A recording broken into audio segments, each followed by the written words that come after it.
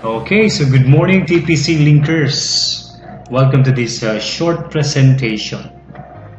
So this is your Coach Marv, and hopefully you'll find value in this short training. So let's begin. Have you experienced you felt you have given everything in your presentation pero hindi pa rin sumali yung client mo? Naranasan mo rin ba na mental block? Or na-rattle? Or you feel like nakulangan ka sa pag-present ng iyong business? Have you also experienced na hindi mo na-represent ng tama ang iyong business? Pareha tayo. Ako rin. But of course, we know that the only way we will learn to do something right in business and in life is to do it wrong. But the point is, we have to do better next time because after all, that's what mistakes are for, so that we can adjust, we can rectify, and we can be better next time.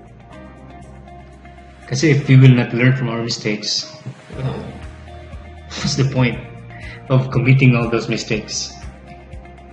And in fact, one of the highest paid skills in network marketing is showing the plan. And this is where most mistakes happen. But the more mistakes we commit and we learn from, the better we become next time around in showing the plan. One of the highest paid skills in network marketing. So gusto niyo bang matuto kung paano? Let me share you some tips. And through these simple adjustments, I was able to increase my effectiveness and develop my style. Because when you're starting, so you are like doing it mechanically, parang robot. You follow the script word for word. But eventually, over time, nagiging marunong ka na, you will develop your own style. And you can start from head to foot, foot to head, whatever. So, mas maganda, di ba? Na you keep on practicing and acquiring new skills on how to present your business. Learning and applying a few techniques can surely boost your bottom line or your profits. So, tips on presenting the marketing plan. So, our team is TPC Linkers and we are creating connections that matter. Number one, preparation is everything. I guess we all agree that 50% of our success is already achieved when we have prepared. Diba? So, how do we prepare our business presentation? Well, you have to have power tools. Meron kang tablet, laptop, it helps na you project yourself as somebody who invests on these power tools. Meron kang sales kit, meron kang ATM, sample commissions, and brochures. And of course, importante meron kang application form. Because more often, if yung client mo, na-qualify mo, may pera siya, and magbabayad outright, maganda yung meron siyang pipirmahan. Okay? Meron kang application form. So, power tools. Invest on tools. Kasi nowadays, maganda yung nagdo-drawing ka, pero this is backed up with visuals, with tools like tablet and laptop, which will increase your effectiveness in presenting. Kasi after all, the more visuals, the more materials na makikita, maririnig ng ating client, mas nag-increase yung ating effectivity or effectiveness. Another preparation na dapat nating i-consider, no? We have to be very particular is ourself. We have to dress for success. After all, this is business. Okay, so hindi pa natin naabot yung status na we can be a rock star. While presenting, it doesn't matter because you have achieved that level of success already. Kahit naka-shorts ka lang, kahit naka-t-shirt, but, you're already successful, so no problem. But for the time being, we have to be presentable. We have to dress for success. And it boosts our confidence. And at the same time, it projects a good image na yung prospect mo is confident that he will deliver the goods because packaging pa lang okay na di ba? Merong sinasabi minsan na the sale before the sale. Hindi ka pa nakapaglatag ng yung marketing plan, but sabi nga, first impression is critical. You're already packaged. Kasi the psychology is like this. If you are going to drink or to take a food supplement, tapos pagbasa mo pa lang ng label, mali-mali ang spelling, I don't think you're confident na yung laman ng food supplement is safe or effective or true, no, to what it is claiming. So, yun eh. So, sa ating business, it's critical that we dress the part. Okay, so fake it until you make it. So these are some of the very important preparation sa ating business presentation. Now, the next thing we have to consider is we have to establish rapport. So this is a timeless formula. I've known this strategy 20 years ago. Tinuturo na to sa atin, no? And until now, it works. So remember the word form, which stands for family, occupation, recreation, and M is for message. So paano ba yan ina-apply? Before ka maglatag ng yung marketing plan, so kwento-kwento muna, like family, kumusta yung kids niya, kumusta yung husband niya, kumusta yung wife, no? Kumusta yung buhay-buhay, and of course occupation. And sa occupation, sometimes maganda na ina-appreciate natin yung pagiging hardworking niya, pagiging loyal sa kanyang company, rather than we downgrade, no? Na ano bang klaseng trabaho yan. So it goes like this. So sir, how is your job? Doon ka pa rin connected sa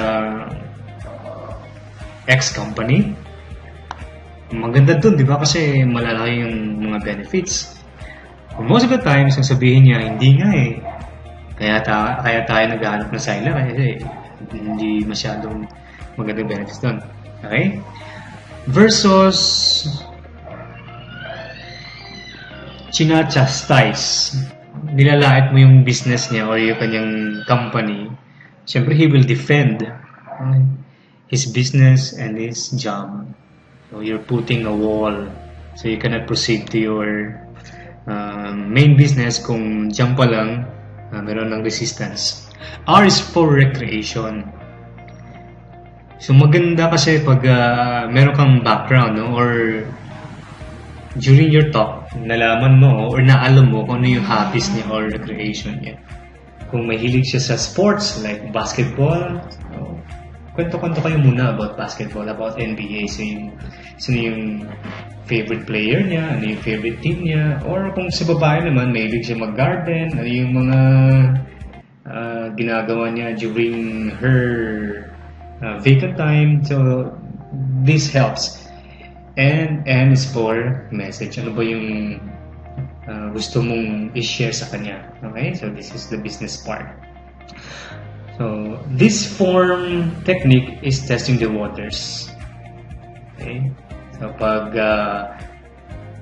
marunong ka nitong mag-maneuver, so you come up as somebody na human, somebody na like him, taking it easy, not so formal and so serious na you're there for the money. Okay? So you're establishing rapport and becoming more human, more personal. So testing the waters. So next, ask the prospect how much time yung pwede niyang i-allocate for you to share your business. Although sometimes you have already agreed na you will share the business 30 to 45 minutes, but it helps also na tanungin din siya kung ilan yung oras na pwede niya i-allocate ngayon. Okay, maybe nag-agree siya ng 30 to 45 minutes, pero alam mo ngayon na he's like preoccupied, he's like busy. So sometimes it helps when you ask a person kung ilan yung oras na pwede niya allocate sa'yo. So it says that you are polite, that you are also very considerate. Now, pag sinabi na 15 to 20 minutes, pwede ba yan na 15 to 20 minutes lang? So you can customize yung presentation mo in a way na yung mga very important points lang yung ipipresent mo sa kanya, because maybe your client is no longer new sa network marketing. Meron na siyang background, so gusto niya yung madalian, yung 5 minutes, 10 minutes, so that's it. And tanungin din natin, how much is he willing to invest if in case he's considering to start a business? Sir, matanong ko lang, minus this business, I know based on our conversation na may plano ka to start a business.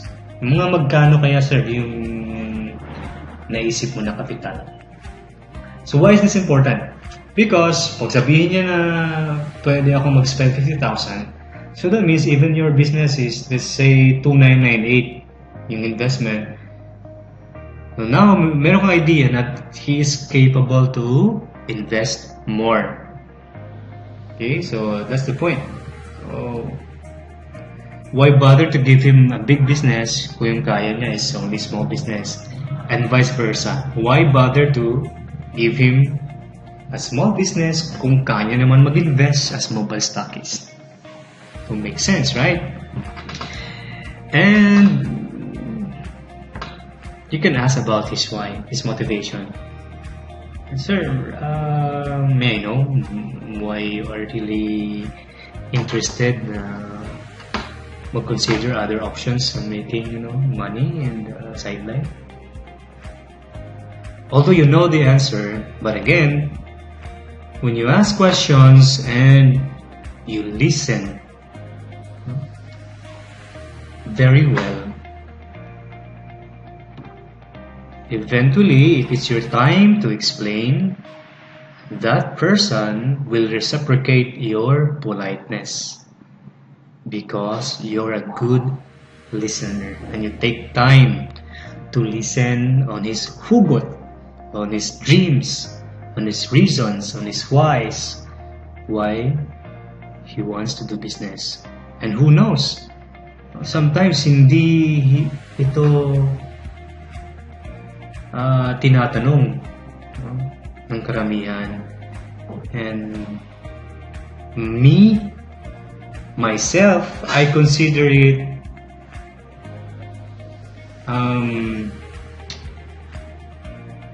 on my part, when somebody asks me ano yung pangarap ko, ano yung gusto kong mangyari, ano yung reasons ko, motivation ko, why I want to do this and that, that shows that the person cares. That shows that the person is sincere. And that's what it's all about, is being sincere. Okay? Because pag ito alam mo kung paano ito dinideliver, you're projecting as somebody na you're not just after the money, but you also care for his dreams, his aspirations sa buhay. Well, the next step is you can share in 5 minutes or less that you also like him. Somebody na meron ding frustrations, financial struggles, and that you care for your family and loved ones. Sir, I appreciate that nakwento mo yan, no? Na-share mo sa akin yan, but I'm also like you, no? And I'm also like you. Like you, sir, no? Naghahanap din ako ng pwedeng mapagkakitaan, no? Because I love my family and I want to provide the best only para sa kanila. So you see, so there is already a connection, a rapport. And you may share how your business, how your TPC business become one of the solutions to your problem. So, mas maganda, no? Sabihin mo na ito isa sa mga bagay na nakatulong sa akin. Versus na this is it. This is the only solution that I found in my problem, to my problem. So, magkaiba yun. Kasi medyo okay yun, na yun talaga yung only solution mo na nakita. What is, sir? This is one of the solutions that I found na nakatulong talaga sa akin. Solving my financial problems. See? And another tip is emphasize why among many businesses you chose TPC. Ito yun, no? It pays when you know your strengths. So, our strengths in the business, napakarami. Meron tayong acronym na ASTI, which stands for affordable, simple, transparent. We have income notification system, and we have one of the most generous marketing plans. So sir, nagustuhan ko yung TPC kasi maraming businesses available, but TPC is very affordable. So aside sa ako maka-afford, marami ding katulad ko na naghahanap ng business maka-afford. And it's simple because after all, when it's simple, madaling maintindihan, madaling ma-replicate, madaling mapalaki yung business because the model and the products and services are very simple. And of course, sir, you would also agree na in our business, it's important na we are transparent. And TPC is among the most transparent companies na napasukan ko. So, meron tayong income notification system 24/7. You don't have to bother to go to the office to check kung meron kang commission.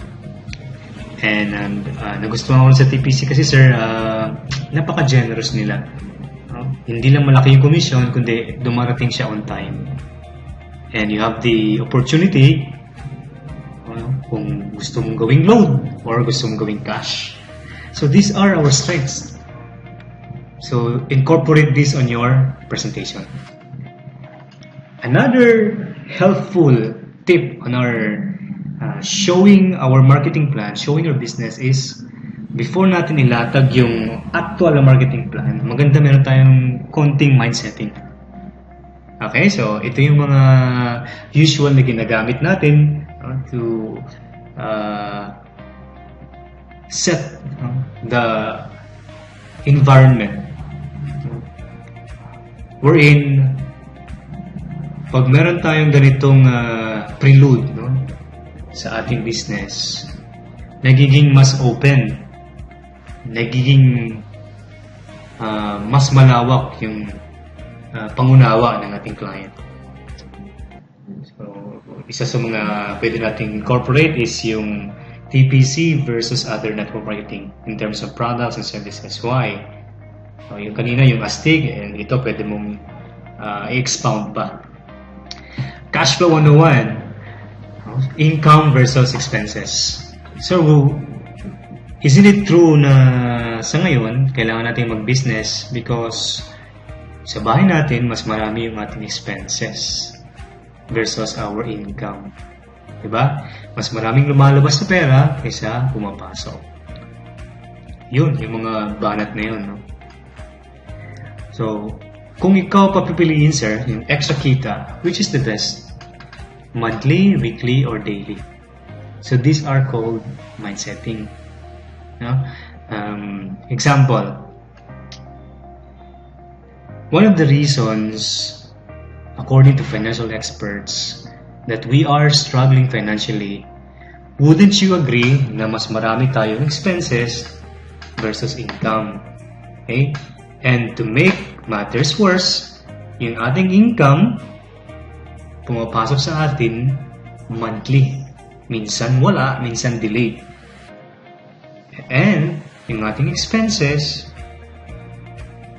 most of our expenses are daily. So, meron tayong tinatawag na imbalance. So, what if meron tayong opportunity, Mr. Client, na magkakaroon tayo ng daily cash flow? Makakatulong ba? So, yan yung ating mindsetting.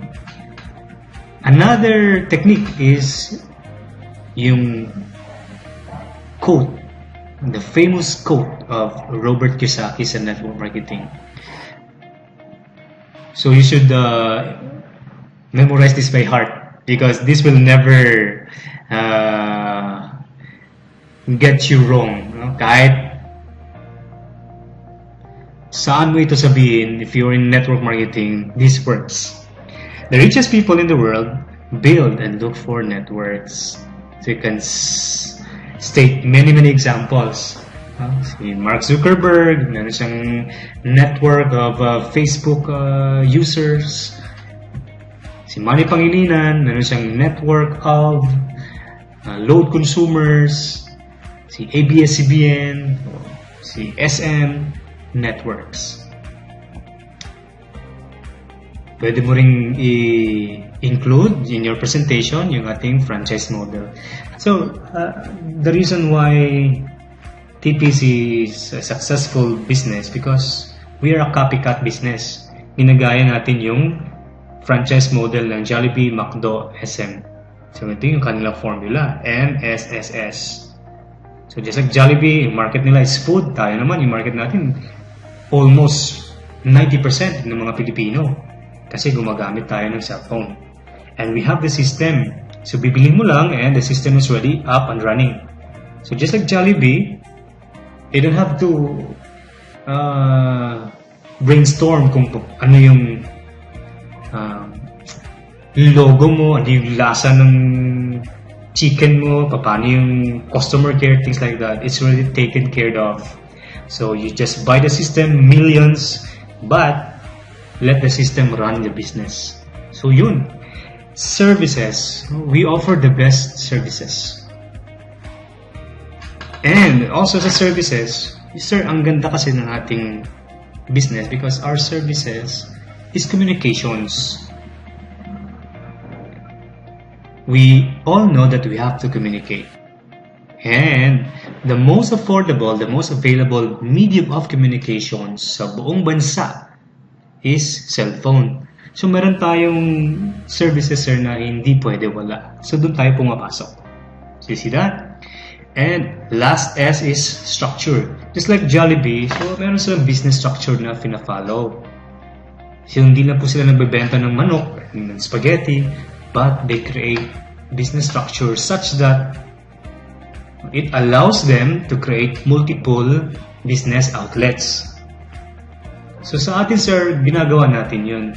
We are allowed to build our business structure or our network. So, ito yung ating mga mindset. Okay? Hopefully, makatulong sa inyo to. So, things to remember in our presentation is that there's no such thing as perfection. perfection is a myth. And even the president himself or the owner himself will do the marketing plan. There's no assurance na 100% yung batting average niya. Yung ating presidente, yung ating may-ari, nakakaranas rin ng rejection.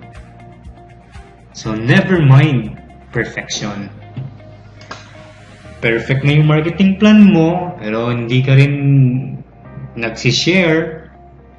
So, it's the law of numbers. The law of average, I mean. The more you show the plan, the greater your chances of succeeding. Kahit di pa yan perfect. And it helps also to have that mindset na rather than be factual, word for word, highly researched na mga information, it's better to be more personal. See? Bakit? Kasi ganito yung mindset. Rather than lecture and be an authority, appear to be open for comments, suggestions, and questions. Kasi kahit tayo, di natin gusto yung tayo ay parang estudyante. We are lectured.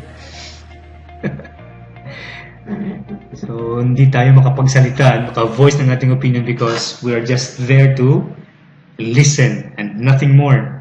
So, we don't want that environment na hindi tayo makapagsalita.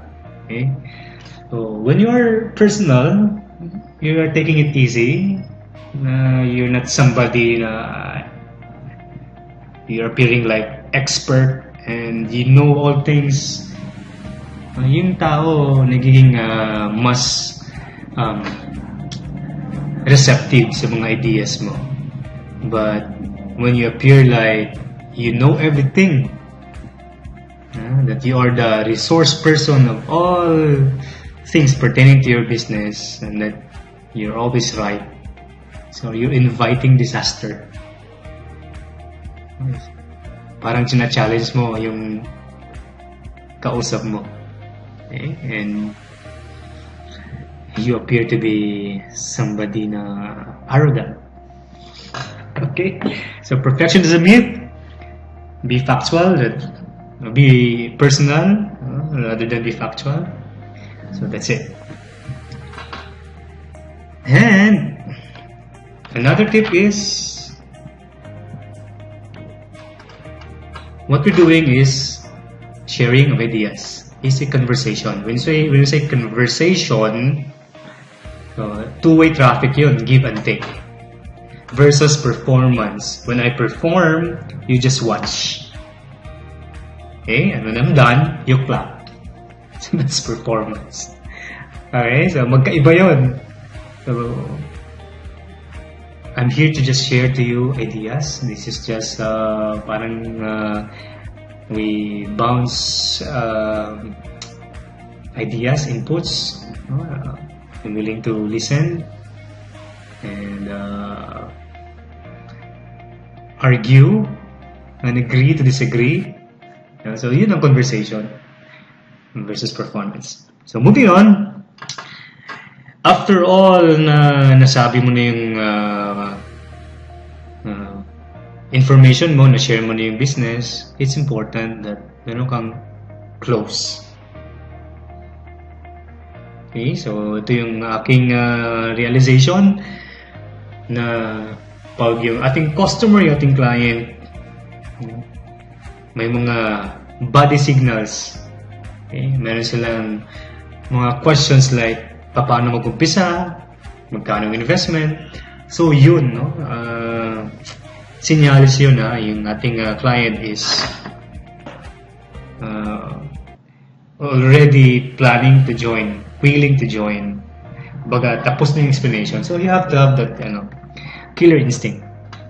Ask for commitment and be specific. So kung gusto nyo na sumali, meron ka dapat form. Kung hindi pa, palabasin mo yung form mo din and you ask for commitment. Kailan, anong oras, ilang accounts, etc. The more specific, the better. Okay? And have your kit and application forms available. So maganda yung meron siyang pirmahan because it's already a written commitment, and that's more binding versus yung kwento-kwento lang, yung verbal commitment. So verbal, shake hands kayo, then meron kayong written agreement as to when, how, where sa kanyang registration. So mas maigit. Now, if di niya pa kaya maging dealer, activate mo muna siya as retailer. Ito yung aking mistake din. Gusto niya mag 3 accounts, wala siyang pera. Sabi ko, 1 account na muna, wala siyang pera. So, sabi ko, balikan na lang kita. Versus, sana, kung inactivate ko siya as retailer or bigyan ko siya ng retailer's kit, he can try without any obligation on his part, our system. At least when we meet the next time around, meron kaming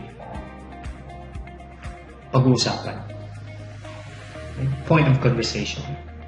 Kasi na-experience na niya yung ating system. Rather than after a week, walang nangyari. More often than not, he will change his mind because we are all humans. We have different priorities. And maybe that's my priority now. But in as much as I want to join, pero wala akong pera, kung may pera na ako, iba naman yung aking priority. So, things like that. It happens. So that's why dapat meron kang killer instinct. Huling mo kaagad yung kanyang commitment. So, activate mo muna siya as retailer. And if you're a businessman, ngayon, yung ginagawa ng ating mga successful na mga negosyante is they offer something for free. And once you experience something na nagustuhan mo, then that's the time they ask for your commitment, for your subscription. Diba? Common yan sa mga games. Okay? Common yan sa mga applications. You can try for a while, but if you want more features, more benefits, then it's time for you to upgrade. But you will never upgrade pag wala kang experience. So offer something for free. Because after all, you're in business. Before you take, you give. Moving on, the next thing is exposure. Expose.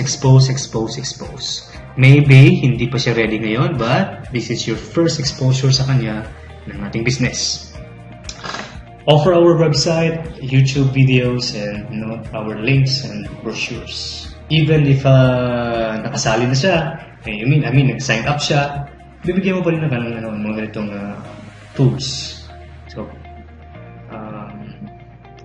if meron kang internet connection, pwede mong i-open sa kanya yung ating website, yung ating mga videos, yung ating mga links, yung sa sa wall mo, yung mga post mo na pwede niya rin i-copy and paste so that he can start the business already. So, yan. And the most important thing is never fail to invite him on your next meeting or next event so that he will be exposed to the business, to the people doing the business, and to the entire experience, what it is meant to be an entrepreneur using our business. Kasi iba ito na pag yung ating client na-expose siya sa ating business, you will have a totally different experience versus his other businesses. So it's important na tawag yan ma-immerse siya sa ating system. Now, finally, you are done. So, pag tapos ka na, well, you should thank him for his time, and then you leave.